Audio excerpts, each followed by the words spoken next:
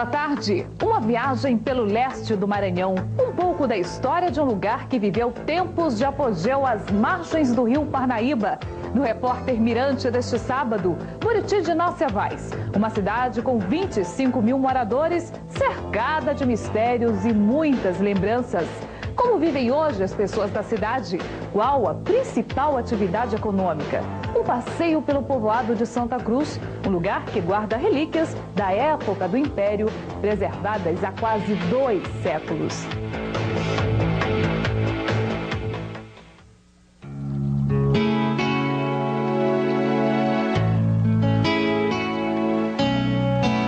Parnaíba. Estamos no extremo leste do Maranhão, povoado de Mocambinho, divisa com o estado do Piauí.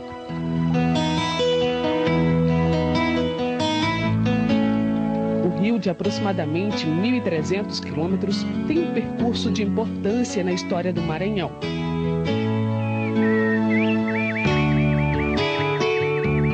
Do outro lado fica o estado do Piauí. Atravessando o rio Parnaíba, estamos no Mocambinho, povoado do Maranhão. Exatamente neste ponto funcionou um dos portos mais importantes da região no século passado. A importação e exportação de produtos geraram muita riqueza por aqui.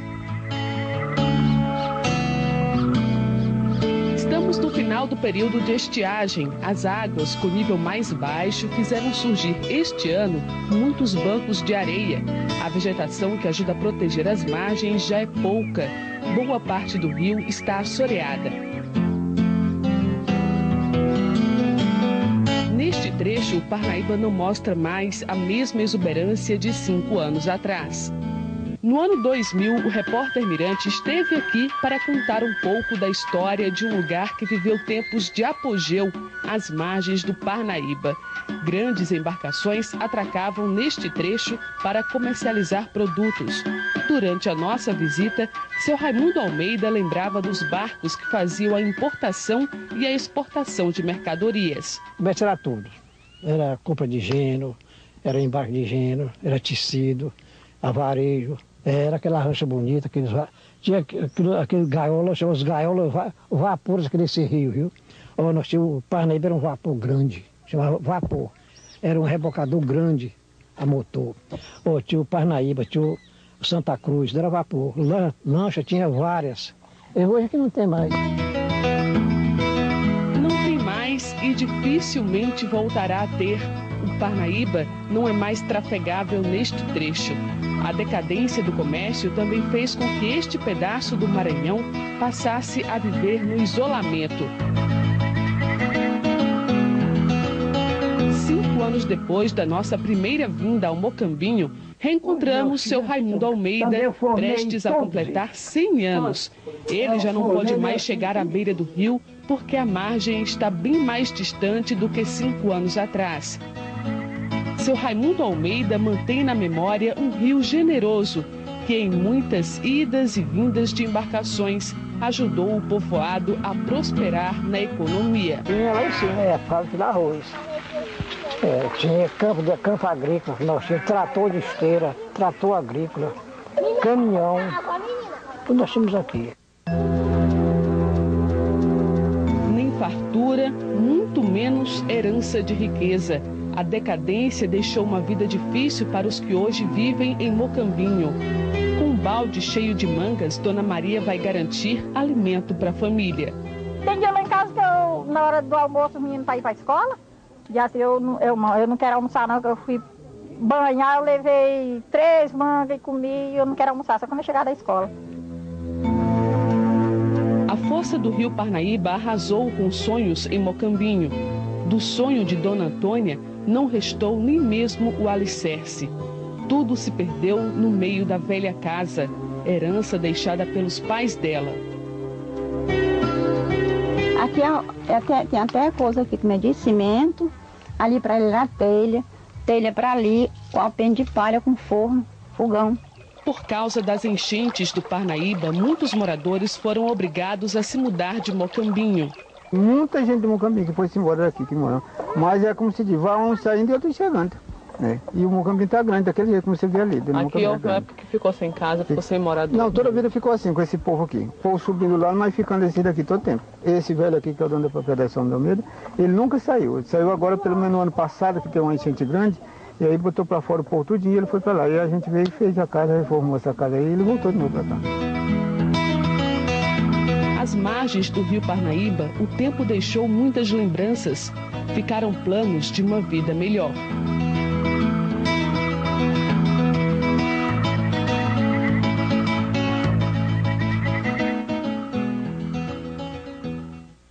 A história de Buriti de Inácia Vaz, uma cidade cheia de mistérios e lembranças.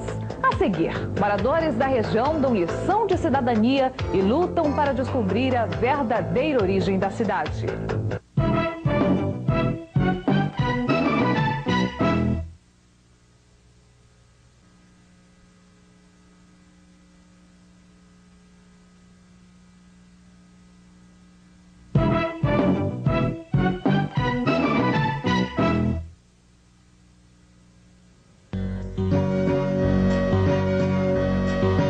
Cidade cravada no meio do vale.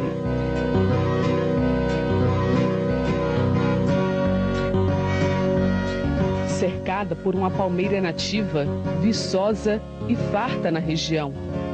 Palmeira que deu o primeiro nome a este lugar, Buriti. Foi aqui, há pouco mais de 200 anos, que uma mulher teria encontrado refúgio e depois fundou um povoado. A mulher era Inácia Vaz.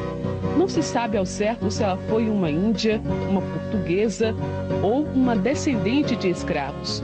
Inácia Vaz teria sido trazida até aqui por um senhor de engenhos. Por ser casado, acabou escondendo a amante por essas terras. Ela se tornou dona de muitas fortunas e logo deu o segundo nome da cidade que ajudou a construir, Buriti de Inácia Vaz.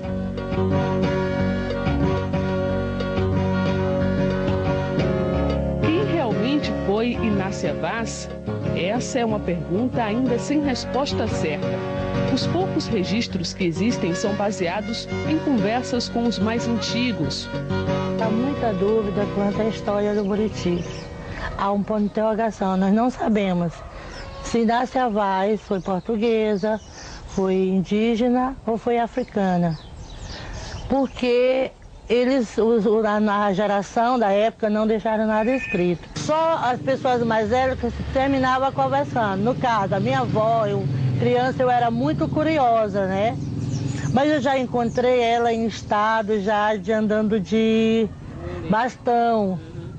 E ela falava muito. Nessa época eu era um pouco mais magra, tinha as perninhas grossas. E ela dizia que queria que eu fosse igual a Inácia. Porque ela era ela não chamava negra, chamava negra. Uma negra muito bonita, cintura de violão. Eu disse, vovó, e como era a Inácia? Ela disse, andava muito bem arrumada, os lábios eram grossos e era morena como você, né? Daí eu fui ficando curiosa e fui passando meus alunos para ver se eles pesquisavam sobre a Inácia e perguntavam às pessoas mais velhas. Na tentativa de desvendar o passado, a professora Maria das Dores fez várias pesquisas. Tentou descobrir a verdadeira história de Inácia Vaz. Que tinha um professor João de Deus de História. Ele organizou um projeto, colocou para a turma toda fazer a pesquisa e ficou no anonimato. Não houve uma preocupação. Eu, pelo menos, procuro buscar essa história para mim me identificar, porque eu acho o Buriti as pessoas sem saber das suas raízes. Quando nossa equipe visitou o Buriti de Inácia Vaz pela primeira vez, nós conhecemos seu Manuel. Na época, ele mostrava folhas em branco, onde planejava escrever o primeiro registro em livro sobre o município. Quero só mostrar ao povo o que é a nossa cidade, o que foi no passado e como está sendo agora, né? Desta vez, encontramos seu Manuel vasculhando escombros do passado, nas ruínas da velha usina elétrica de Buriti de Inácia Vaz, relembrando o tempo em que a energia tinha horas contadas. A primeira usina elétrica que foi instalada nesta casa aqui foi em 1944. Aí com isso melhorou mais a vida da cidade, o povo comprou rádio para ouvir. A luz só funcionava de 18 às 22 horas. Era só à noite, de 6 até às 10. Quando faltava 10 minutos para 10, a luz ia morrendo assim, né? Aí naquela hora o povo sabia, só tinha 10 minutos. Aí a mulher cuidava da lamparina para se quisesse ficar no claro, né? Aí só no outro dia, de 6 horas em diante. Sobre o livro que há 5 anos ele tanto queria escrever, tenho notado que a maioria do povo do Buriti, não conhece como o Buriti foi fundado, como se desenvolveu e como é atualmente. Então, ele vai ser distribuído para os diretores de estabelecimento, para as professoras e demais pessoas que desejarem conhecer mais um pouco da história do Buriti.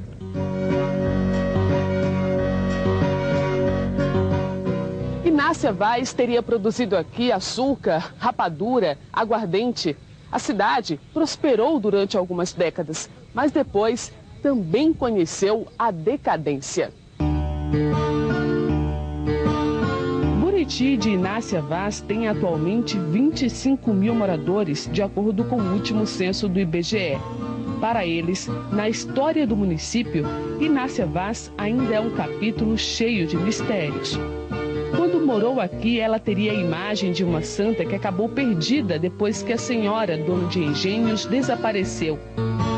Nossa Senhora de Santana virou a padroeira da cidade.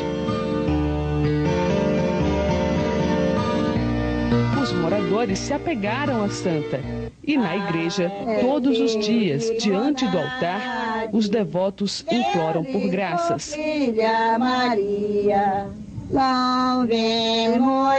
Rezam, agradecem e pedem à Santa Milagrosa para proteger as belezas e preservar a história desse lugar. Espelho de caridade, receptai pro dia amor.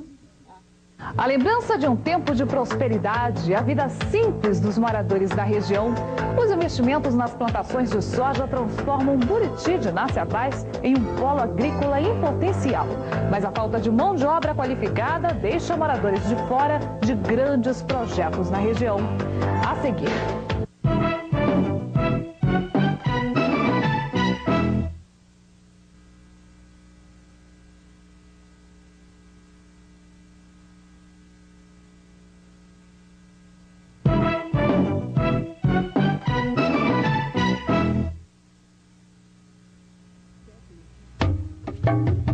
Na cidade onde a economia vingou no século XIX, a prosperidade era movida a engenhos de cana-de-açúcar. Mas essa cidade também conheceu a decadência. A riqueza que um dia existiu, hoje é apenas parte das lembranças do município de Buriti de Inácia Vaz. Na comunidade de poucas casas, a vida é sem fartura. As famílias são humildes. É uma gente de muita simplicidade, mas que sonha com um futuro melhor. E esse futuro tem cor, a cor das lavouras, das grandes plantações. Às margens da estrada que leva ao município a Campos Verdes, a produção vinga. Os investimentos chegam com grandes agricultores, com o cultivo da soja. A região é o mais novo polo agrícola do Maranhão. Prosperidade na terra. Mas o que é semeado aqui ainda não significa colheita para os moradores de Buriti de Inácia Vaz. Como falta mão de obra qualificada na região, as fazendas pouco empregam os moradores dos municípios onde estão instaladas. Há muitas pedras no caminho até o progresso. 14 anos, corpo curvado debaixo do sol forte, o dia inteiro catando pedras. O garoto José sente bem o peso desse trabalho. Tomo café, sai 11 horas, então. Aí passa o dia inteiro juntando pedra. É. Você gosta? Eu gosto, né? Ajudar meu pai. É um trabalho pesado, você acha? É, pesado com essa pessoa que aguenta. Quando chega no final do dia, você está muito cansado? Tá. Doído. O olhar é distante na imensidão da fazenda que produz soja. José sabe que não é apenas a cerca de arame que o separa desse campo de trabalho. Ele pensa em seguir outra direção. Amontoar pedras não significa tropeçar no sonho de ajudar a família. Crescer, trabalhar e ajudar meus pais. Né? Você tem um sonho? Eu ser motorista, levar a pessoa para hospital.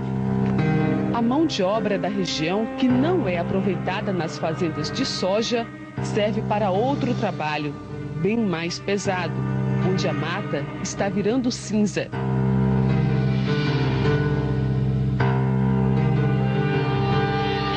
E as queimadas destroem quase tudo.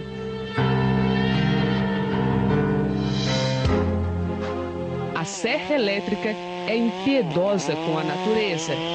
Árvores centenárias, em poucos segundos, viram pedacinhos de madeira.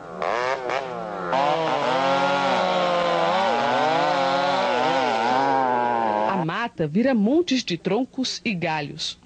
Nessa cadeia industrial, lavradores estão trocando a enxada pela carvoaria. Esta tem 46 fornos e 16 funcionários, todos com carteira de trabalho assinada. Em vez da lida na roça, eles têm que produzir carvão. E dizem que a dureza do serviço é compensada pelo salário certo no final do mês. Hoje nós temos nossas coisas tudo de casa, né? Tem... O que você já comprou para dentro de casa? Eu comprei uma televisão, comprei um som, pega 3 CD e outras coisinhas de casa. Tá vivendo melhor? Melhor, 1000 vezes, quando eu tirava a roça, né?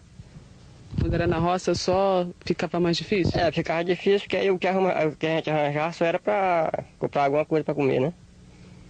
Agora não, agora tá melhor, tá 10%. Tô feliz, eu comecei a tirar carvão, hoje eu tô nessa profissão aqui. Eu sou carbonizador. Tem uma profissão? Tem uma profissão. Essas carvoarias produzem carvão para abastecer fornos de usinas de ferro e aço instaladas em São Luís.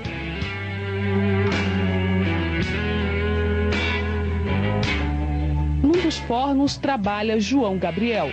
Com o emprego, ele pôs fim ao desespero de passar dias com fome. O choro é de alívio. Eu estava comendo, eu cheguei a comer palmito, porque eu não te amei. É o testemunho de uma vida que vai da simplicidade à riqueza, vida cheia de contrastes.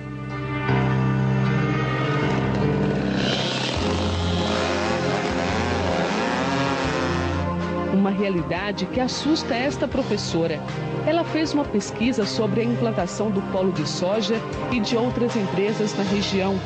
Foi a algumas fazendas, ouviu trabalhadores e patrões. O resultado que viu causa um lamento. O progresso está aqui, mas não traz nenhum benefício para a comunidade. Não traz. Porque quem trabalha lá daqui da comunidade, apenas cozinheiras, alguns pegando pedras e raízes no meio lá da coisa, mas assim, mesmo no serviço que dá dinheiro mesmo, não tem ninguém. Isso é devido à falta de mão de obra especializada, né? Nós não temos qualificação, nossos jovens não têm assim, a qualificação adequada para trabalhar nessas empresas. Então, como eles podem contratar? Apenas como cozinheiros, alguns pegando pedras, raízes. Então, eu acho que isso preocupa muito todos os moradores da cidade com isso, porque o desenvolvimento está nas nossas portas e não está dando nada para nós. E fora a devastação, né? A devastação que está intensa. Eles têm uma conversa muito bonita, eles explicam umas coisas, mas eu acredito que na realidade não é nada daquilo.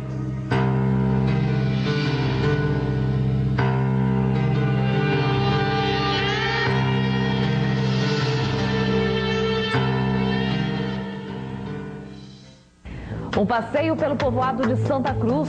A seguir, um lugar que guarda relíquias da época do Império preservadas há quase 2 séculos.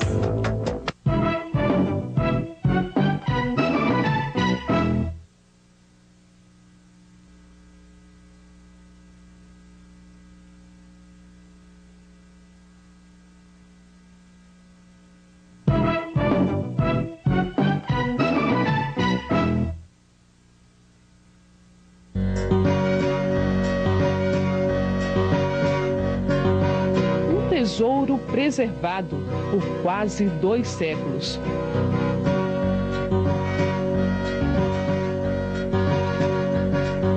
No alto, a Casa Grande. Esta é a Fazenda Santa Cruz. Um lugar cheio de histórias e muitas lembranças. Está com quase 200 anos, né, de hereditariedade da família, como tem a placa lá na frente. E é só mesmo, só puro gostar, puro amar mesmo. Tentar preservar o que ele, meu pai, que era quem mais gostava mesmo, quem mais amava mesmo. Isso aqui era, nasceu e queria morrer aqui. Se quisesse dormir em paz, quando ele morresse onde fosse, enterrasse aqui. Foi enterrado aqui. Está enterrado lá na frente.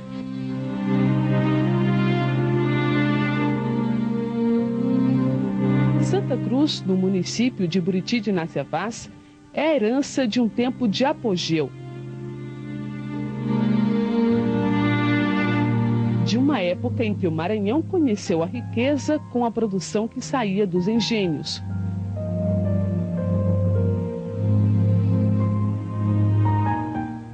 Quando estivemos aqui há 5 anos, a Fazenda Santa Cruz tinha, em vários cantos, marcas deixadas pelo tempo.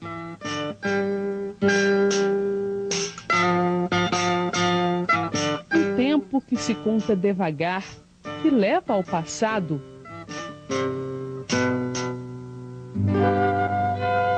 Em vários cômodos da casa, nos objetos de valor, nas peças sagradas que estavam na capela. Na escrivaninha, agora estão